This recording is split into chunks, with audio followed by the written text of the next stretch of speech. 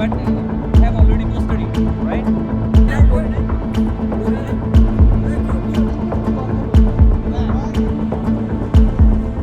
রাজধানীর উত্তরা টেকপাড়া এলাকায় প্রায় দেখা যায় একদল চীনা নাগরিককে।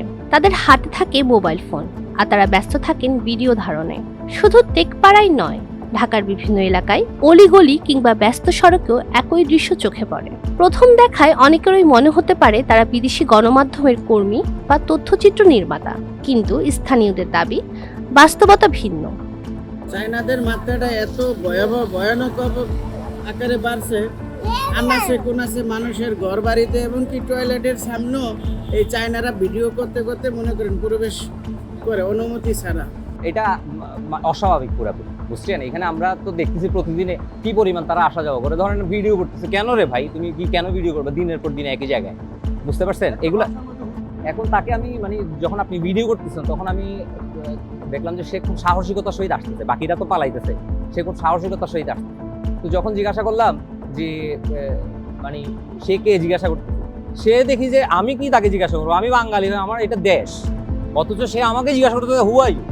এলাকাবাসীর ভাষ্য, এসব চীনা নাগরিক নিজেদের দেশের বিভিন্ন অনলাইন প্ল্যাটফর্ম বা পণ্যের প্রচারের উদ্দেশ্যে নিয়মিত ভিডিও ধারণ করেন। আগে যেখানে একজন বা দুজনকে দেখা যেত, এখন তাদের সংখ্যা কয়েকশোতে পৌঁছেছে বলে দাবি স্থানীয়দের।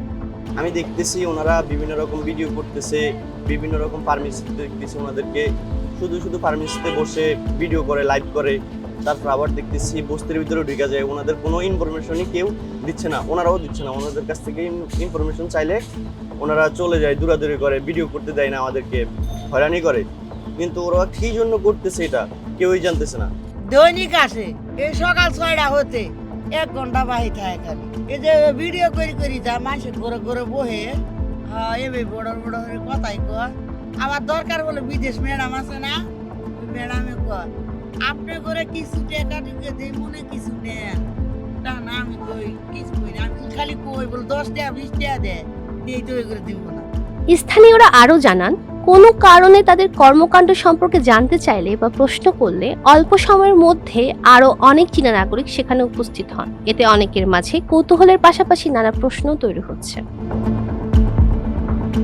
তবে তারা কি ধরনের ভিডিও ধারণ করছেন, সেই ভিডিও কোথায় প্রকাশ হচ্ছে বা কি উদ্দেশ্যে ব্যবহার করা হচ্ছে, এসব বিষয়ে স্পষ্ট কোনো তথ্য পাওয়া যায়নি। ভিডিও ধারণকারী ব্যক্তিদের এ নিয়ে জানতে চাইলে এড়িয়ে যান তারা। বিশেষজ্ঞদের মতে, বিদেশি নাগরিকদের বাংলাদেশে অবস্থান ও পেশাগত কার্যক্রম অবশ্যই প্রচলিত আইন ও ভিসা শর্ত অনুযায়ী হওয়া উচিত। কোনো ধরনের বাণিজ্যিক কন্টেন্ট তৈরি বা প্রচারণামূলক কার্যক্রম পরিচালিত হলে সেটি সংশ্লিষ্ট নিয়মকানুন মেনেই হওয়া প্রয়োজন। তাই প্রশ্ন থেকেই যায়, রাজধানীর বিভিন্ন এলাকায় প্রতিদিন ধারণ করা এই বিপুল পরিমাণ ভিডিওর গন্তব্য কোথায়, এগুলো কি উদ্দেশ্যে ব্যবহার হচ্ছে? বিষয়টি নিয়ে সংশ্লিষ্ট কর্তৃপক্ষের নজরদারি ও প্রয়োজনীয় যাচাইয়ের দাবি জানিয়েছেন স্থানীয় বাসিন্দারা।